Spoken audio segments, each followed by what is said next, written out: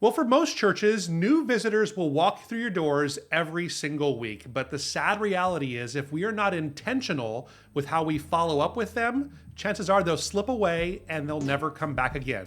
In this conversation, we're going to unpack some of the things that we see working right now for churches to help more of your visitors become fully committed members. Let's do this. Well, hey guys, I'm Thomas. And I'm Ian.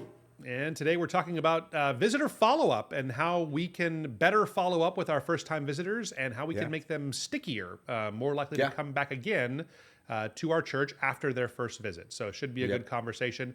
We're going to focus mostly today on communication tools or kind of strategies that we've seen work. And so it should be a good conversation. I have to say that for me in my ministry, getting this dialed in has been probably one of the most important things that we've done to see our church take steps in growth, to actually see more people get connected to our church.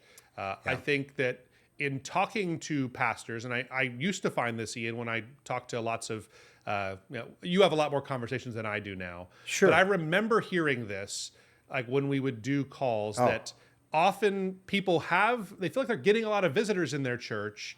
But they think that their follow-up process and stuff, well, that's something that's still kind of in development right now. Like we're still working on that. Do you still hear that? Oh, I still hear it, Thomas. Still, I will say it's less of an issue, and that, thank God for that churches have dialed in assimilation processes a little bit better compared to 5 years ago plus or whatever. But still most certainly a challenge. Still something I hear regularly about.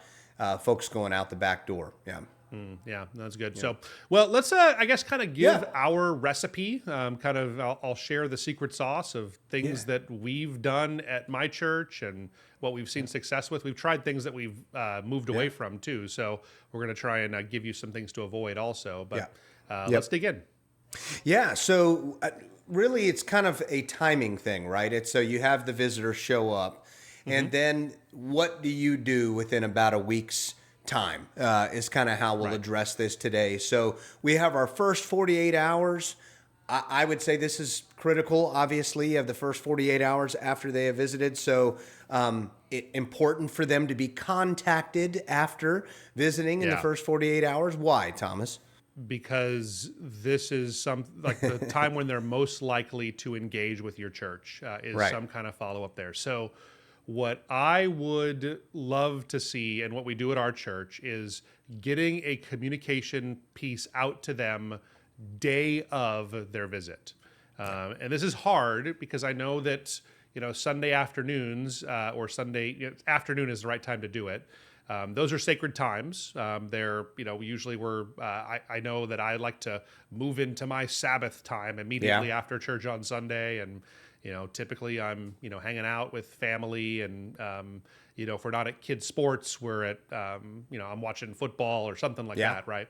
But if you can build a system where people whose information you received on Sunday, they get some kind of a communication. And I would say the best one that I know of right now is a text message on Sunday that just says something to the effect of, hey, I am so thankful that you came to visit visit our church this weekend, and I just wanted to say thank you for that. That's basically what it is. If you met them in person, which if you're a smaller church, you should have, make sure that you acknowledge that. It was so great to meet you and the family. If not, it's something more like, hey, I'm sorry we didn't get to meet, but I want to make sure we get to do that next week. But getting that text message out there that week, when it's freshest in their mind, it has the highest possibility of them actually engaging with it and responding to you, and it'll be meaningful to them. So we've seen just great results. The analytics on these kinds of texts are great. Our response rate is really high. So I want to challenge you. I think if you get anything out of this episode, find a way to get that text out there day of, and I think you'll see really good results. Yeah, no, that's good. Yeah, and it's fresh on their minds. Time is the enemy with these things, as we will continue to discuss as we go. So next, creating a good follow-up sequence. I mean, obviously that was first touch, within the 48 hours there, the text. But, within day 1, 2, sending an email with a warm subject line, we've seen that work. Why, Thomas? Yeah, so obviously a warm subject line is important. I can't say enough about how important a good subject line is. Yeah. The subject line can't be just like, you know, your visit on this date or something like that. Good to have don't make you. that mistake. And even like another bad subject line is, you know, thanks for coming or something like that. That's just not something that people open. Yeah. I think you want to, and I don't have one prepared. I don't recall exactly what ours is at our church right now. But I think that just really workshopping that for your church, I would use AI to help you with like great subject lines for these things, and getting one that's really engaging so that people will open this first email. And then in the email, it's just kind of, again, reiterating and maybe going a little bit deeper than the text message you sent the day before, getting that email out and making sure that it has some details about like what your church is about, and maybe a real soft next step, nothing too challenging just yet on things. And really for that first week, the primary next step is come back next week. Like that's the thing we want them to do. It's not time to say, hey, will you consider joining our children's ministry and serving or that kind of stuff yet. So become a deacon. Yeah. Right. So we're really ready for everybody to come in here now. So so you want it to be a soft one. It's usually come back next Sunday.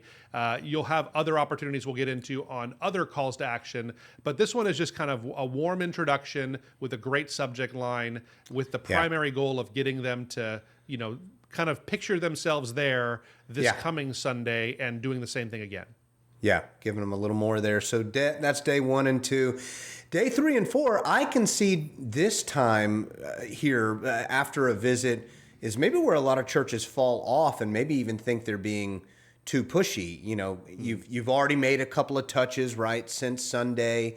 And so I could see this is where a lot of churches would fall off on it. So we see day 3 and 4, even a time to make a call and a text, right? Again? Yeah, I have mixed feelings on the call thing. I think if I were doing it, our church, what I think we try to do is we try to assess the person and what kind of person are they. Yeah. Are they a text person or a call person? And generally, that's an age question. Right. So those of us that grew up talking on phones, we are probably more comfortable with a phone call. And I think I'm like right on the edge of that line, I guess. So I think as of today, I think people born like you, Ian, people born in the 70s, you're probably more comfortable with a phone call because you're just from a different era.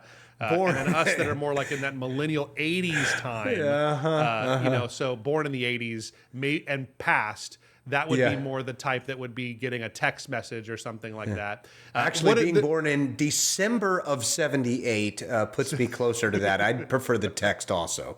Okay. Well, yeah, I guess there's anomalies in every situation for seniors. That's it. So, you know, some are more technical than others. Some of you. For our listeners that have been listening a while, they know this joke, but Thomas is, I'm only a year older. There you go. I try to get it. It's 2 years on the calendar. Thank you. But I think that a text message is probably good for most people, I would say now. And again, so we already did one. Right. This text message, I think, would be something that's, again, kind of reiterating some of those values. What I like to do in this message is actually give people a survey. And so this would be a link. And I want to be careful with what the survey says, but I asked them to get a little bit of feedback about their experience on Sunday. And we found this to be like, it's this is going to sound strange, but it's not really like to get them to critique your church. You don't want them doing that. Like I'm not asking questions like, what was the thing that bothered you most on Sunday? You know, that's not what I want a first-time visitor to be thinking about. But it's things like, you know, how did you hear about us? And the question I typically ask is, what did you notice first? And we found that gets people to give usually a somewhat positive response. Like, so the most common thing we'll get is just how friendly and welcoming everybody was, or, you know, how great the music was, those kinds of things. But and what we're doing in a way is getting like kind of reinforcing the thing that they liked about their experience with us on Sunday. So you can't just be that that direct and say, what did you love about your time with us? Sure. Because then that just seems like it's you're asking for praise or something. Right, But right. what did you notice first? We find that 9 times out of 10, that'll get a positive response, and it'll reinforce the things that they like about your church, and That's it's good. a good place for conversation. And if they fill out that survey, you can then totally respond and say, man, thank you so much for saying that about our greeters. We always wonder if people are getting a good experience or not. So it means the world to us that that happened for you. And yeah, just thank you so much for filling that out. So I like to do a survey in this one. Text message is fine. You know, a phone call, if not, that's okay probably too. But I think I'd lean more towards text. Yeah, and I like that, especially like we said, this is the time where you probably want to be careful to not be too. You never want to be pushy, but yeah. So something like that doesn't come off that way. So good. So 5 days, 5 to 7. Here we are, getting close to a week's time, on the way to the next Sunday's service. What are we thinking in this time frame, Thomas?